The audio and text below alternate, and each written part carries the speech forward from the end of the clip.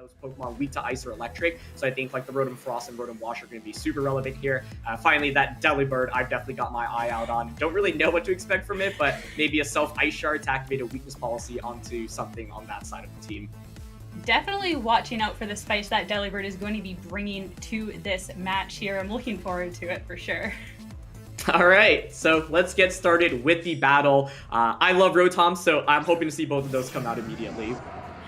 And of course, right off the bat, we are seeing that Rotom Wash come out, as well as the Thundurus. Then on Lou's side, an Aerodactyl and that Landorus as well.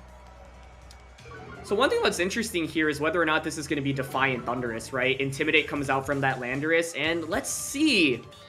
No Defiant boost, so it must be Prankster that we're seeing on Lee's side of the board here. Exactly, and that Prankster will be really interesting because you can go for that priority Thunder Wave. So that can maybe help a little bit in slowing down things here. Rotom Wash is definitely very strong in this matchup in general, I think, right? Especially if it gets something like a Nasty Plot off, then it could potentially Dynamax. So you can see that Lou is kind of debating, hey, maybe I should just target the Rotom, don't let it get a free Nasty Plot off. Rotom having access to both Nasty Plot and Will-O-Wisp means that it has a fair amount of options right now. And Aerodactyl, of course, able to provide that speed control with that Tailwind. So anytime Thundurus, gets a Defiant boost off, it's looking really good. But with no Defiant here, going to be a little bit less effective, especially if it chooses to Dynamax.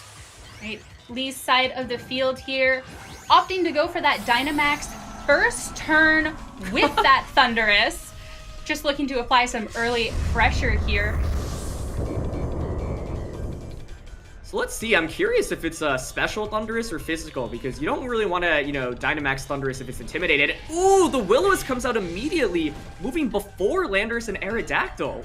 It is going to connect that Aerodactyl, taking a burn. Lou was debating on maxing it looked like too, so it's going to be not dealing as much for the rest of the game. Landorus setting up with that Sword Stance, getting an attack boost right off of the back here.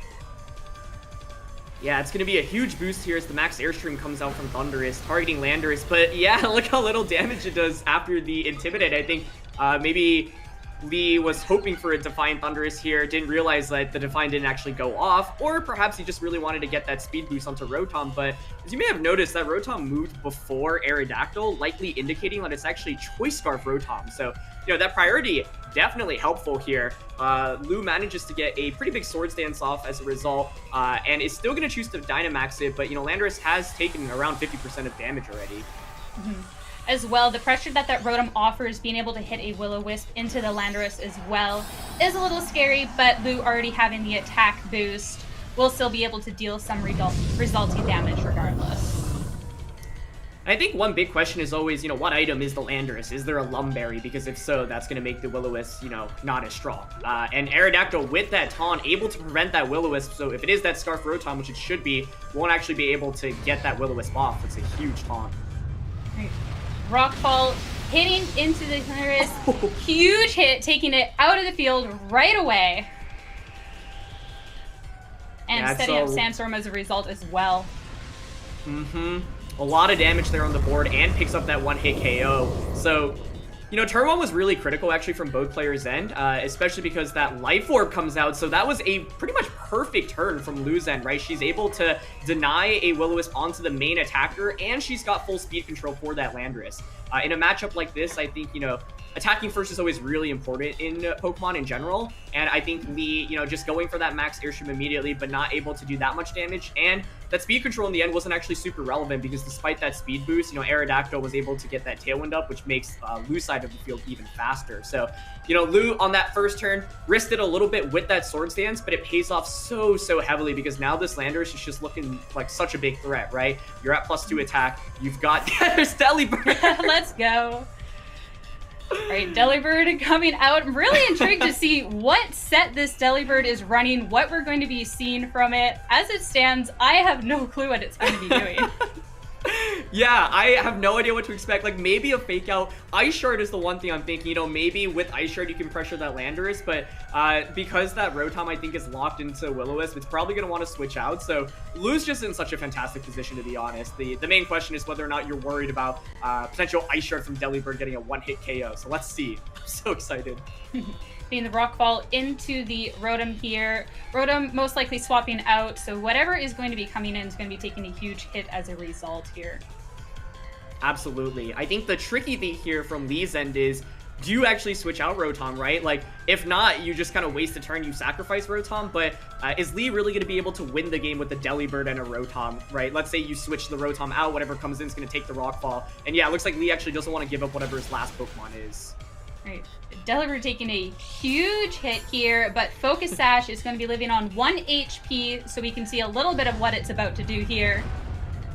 Rockfall into that Rotom here, and just going to be taking that out as well. Yeah, so no Fake Out from the Delibird, no Ice Shard. Probably go for a stronger attack. Oh, the flinch! And the Sandstorm picking up the KO on the Delibird. Unfortunately, we're not going to be finding out quite yet what it's supposed to be doing here. So sad that Delibird's first appearance, I think ever. I don't think I've ever seen a Delibird on a VGC stream. Comes out, faints immediately, and yeah, Dragonite's the last one there. But you can see why both players actually maybe have Aerodactyl on their team composition, right? It's a Rock-type Pokemon. It can set up speed control for both teams. And more importantly, you know, when your opponent's team is going to be entirely game and see what both players opt for. Right, to Delibird and Dragonite right off. We wanted to see that Delibird, and here it is on Lou's side. The Landorus again, but paired with the Togekiss this time around. Yeah, so Delibird here, like, I'm just still so curious. Like, initially in my head, I was thinking, hey, maybe the setup is, like, you self-Ice Shard into Dragonite, you know, with multi-scale, you don't take that much damage, it activates a weakness policy, and then you can go from there. But Lou here actually has that Togekiss, so even if it's a potential, like, Ice Shard weakness policy setup, Togekiss potentially can redirect away with something like a Follow Me here. And yeah, you see the Follow Me there, more supportive set on that Togekiss. And I think Lou recognized after that first game, hey, Swords Dance Landorus is so good into Lee's team. As a result, like you mentioned, Sierra, after, you know, at the beginning of that game, you can really just snowball very quickly in the Sky Battle here. So I think Lou definitely has that Swords Dance option. Looks like she's actually opting for that Rockfall, which is also safe, right? It guarantees like you redirect any damage away, and it also prevents a Fake Out into the Landorus slot this turn should Lee want to deny a Swords Dance. As well, if the Delibird is an side Ice Shard proc, obviously this turn it won't be able to do much with that Follow Me, but getting rid of it so there's no opportunity to be activating potential weakness policy would be helpful as well in just limiting the amount of damage that we can really output going forward. Absolutely. And, you know, by going for Rockfall here, it's a nice move because we know that Delibird has that Focus Sash, but you also set up the Sandstorm, so it basically ensures a one-hit KO onto Delibird on the first turn. I think the only way for, even if you like protect you with Delibird, it's still not going to take a Rockfall, you know, through Protect very well, especially without like a Meteor Light. So Lou going for this play to try to just guarantee a knockout onto Delibird, prevent a potential Ice Shard setup for the next turn. Togekiss with that Follow Me here. No takeout on the other side. And the Delibird, it does go for the Ice Shard. It's going to be doing some damage to this Togekiss here, but probably not the intended target. Probably looking to hit into that Dragonite. We are going to see that Rockfall just right into that Delibird. Just get it off of the field as fast as you can.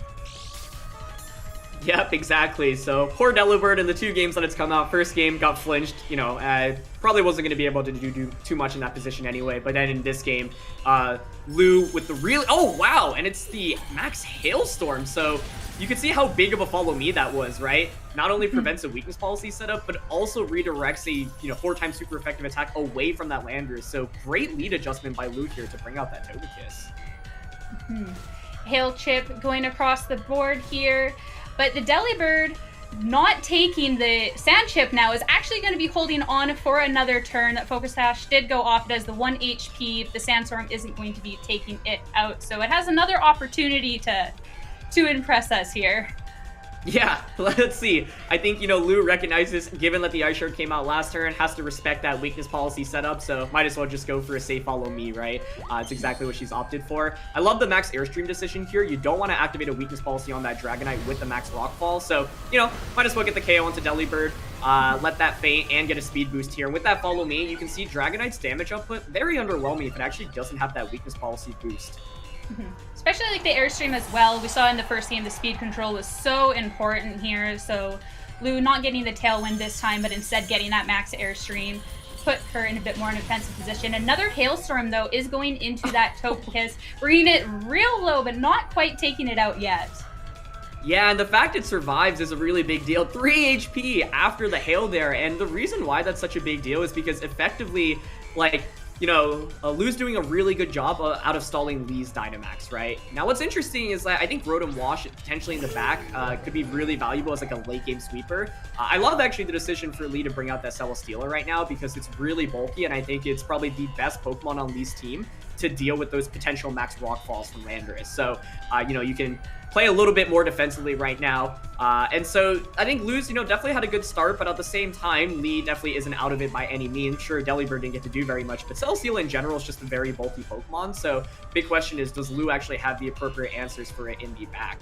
Another thing to note is that this Togekiss has screens, which is not something you see very often. So you'd be kind of surprised if it actually gets one off, although it actually has that speed boost from Max Airstream. So might actually get to move. All right, Dragonite going for that max guard. So this Rockfall isn't going to be doing much the last one of the turn. As well, that light screen is going to be going up. So reduce damage from special attacks going forward. The Celesteela going for a Meteor Beam. It's going to be a big hit here. Yeah, the Meteor Beam gives you a special attack boost as well. So, you know, Lou definitely has some good answers against the Celesteela, potentially in the back of her team. There's the Meteor Beam onto Landorus. You know, decent damage there at the end of the day, though, with that light screen actually going off. That speed boost earlier was actually really critical because it means that, you know, you ensure you outspeed Dragonite. And so getting that screens off actually before fainting is a really, really big deal because Celesteela, you know, is specially oriented. And, oh, man, I mean, Thundurus Therian in the back is the perfect Pokemon for Lou to bring in right now.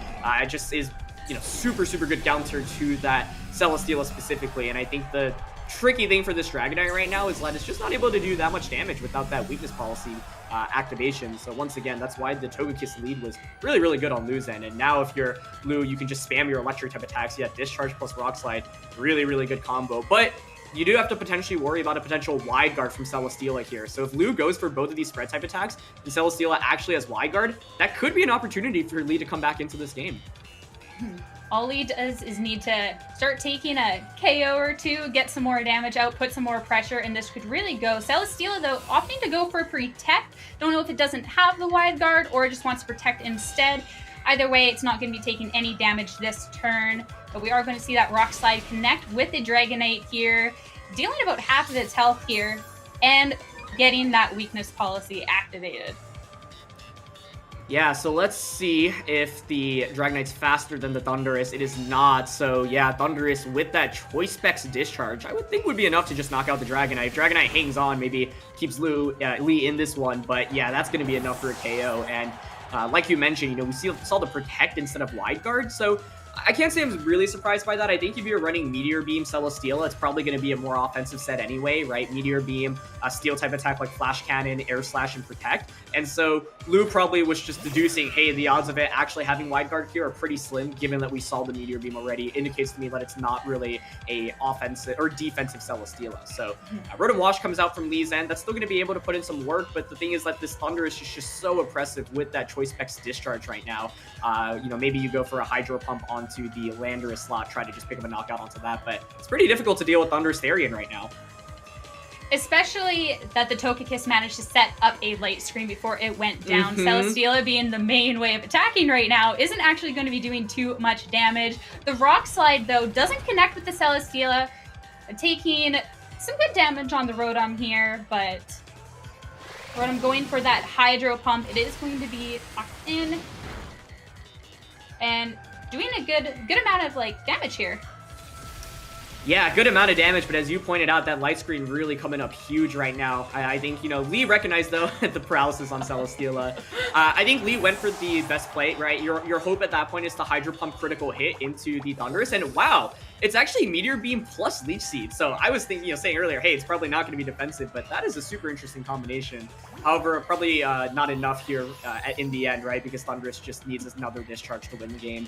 You pretty much have a guaranteed win on lose end if you wanted to switch out that Thundurus, for example, to reset that Leech Seed. All it needs to do is come back in and click any electric type attack, basically. But at this point, Lou has such a big lead, so yeah, we're going to see Lee forfeit, and Lou is going to take the set 2-0. And I wish we got to see a little bit of that Delibird, but those were some fantastic battles there. Unfortunately, a little too late with that Celesteela. It would have been interesting to see if the Leech Seed was something that could come off sooner, or somehow if Lee was able to